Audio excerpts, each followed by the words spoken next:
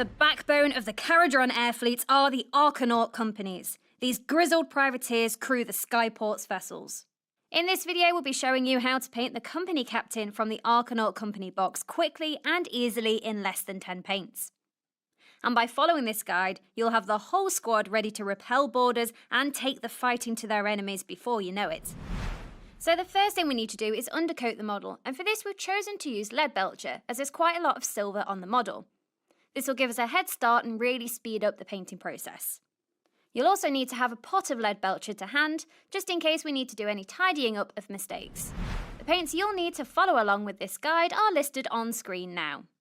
We'll be painting this captain in the Barak Nar scheme as per the box art, but remember, you're free to let your imagination run wild and paint your miniatures however you like.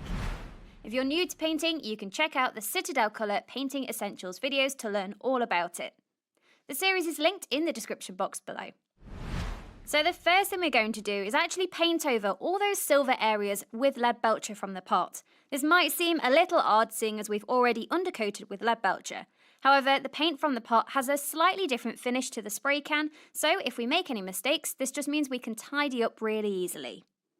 We don't need to worry about being neat here at all, so just get that paint on and make sure you get it into all those little areas. Make sure you do thin the paint down just a little bit, but you probably will only need one coat of this. However, if we haven't quite got the coverage we're looking for, we can just apply another thin layer. Once all the silver's finished, we're going to move on to the gold areas, and for these we'll be using Balthasar Gold. We're using a small base brush at the moment. It's small enough to help us be neat, but also large enough to help us be a little bit quicker. Just be careful around the silver areas that we've already painted. We can always tidy up any mistakes, but it does save time if we don't have to. It doesn't matter too much here which areas are silver and gold, so it's really up to you which parts of the model you choose to pick out in each colour. However, the box art is always there as a guide, so feel free to refer to that if you want to. Now that we've base coated the metallics, we're actually going to apply a couple of shades, starting off with Drakenhof Nightshade for the silver areas. This will give that armour a nice blue tinge which we can see in the box art. Take your time, working carefully around all those silver areas. If you find the paint pooling too much anywhere, just clean off your brush and use that to soak up any excess. We want to avoid too much pooling in those recesses. Once the Drakenhof Nightshade is completely dry, we can move on to shading the gold areas with Agrak's Earthshade. This is another shade paint, so apply it just as you did with the Drakenhof Nightshade. Work around the model in small sections, taking your time to be as neat as you can. When you're using shades, it's a good idea to make sure there's not any water on your brush before you dip into the pot. This is because water on your brush could dilute the paint and give us an inconsistent finish on the model. Once both shades are fully dry, we're going to move on to dry brushing all those metallics. We'll be using a small dry brush with Necron Compound. This is a really nice bright silver and it works well over both the silver areas and the gold. It might seem strange to dry brush now, but we're doing this so that we can be a little bit messier before we paint in the rest of the details. When you're dry brushing, it's important to remove as much paint from the brush as possible before you apply it to the miniature. So you can work the paint off onto a paper towel or some cardboard, just leaving a small amount of pigment on the brush. Then you work it over the raised details of the miniature in back and forth and circular motions. Doing this will just catch those raised edges and create a really quick and easy highlight.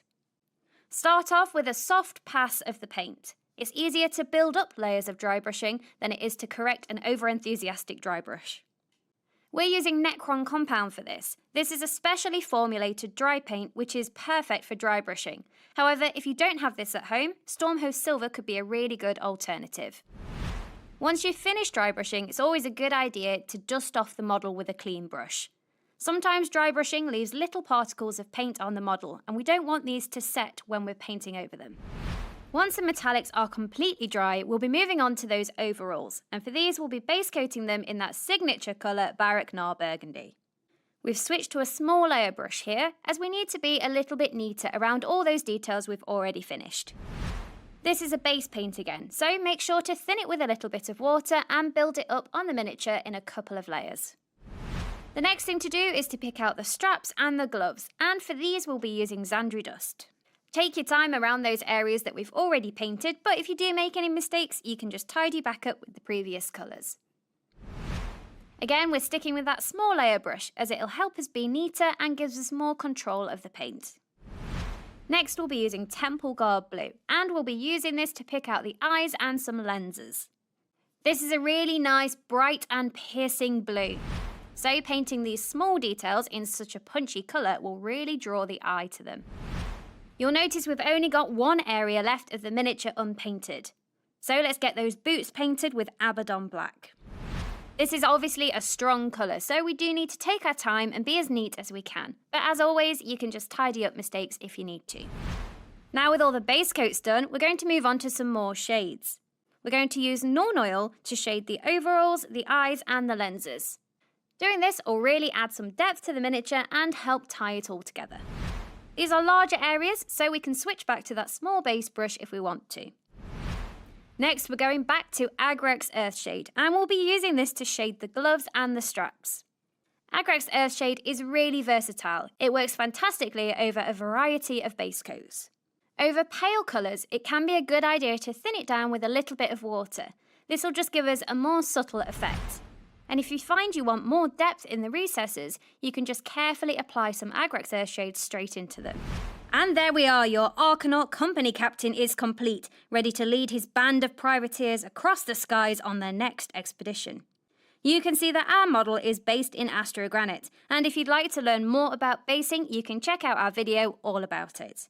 For more tutorials, tips and tricks, you can head to your local Warhammer store where our amazing staff will be happy to help, or check out citadelcolor.com. Well, we hope you've enjoyed the video and we'll see you next time. Bye!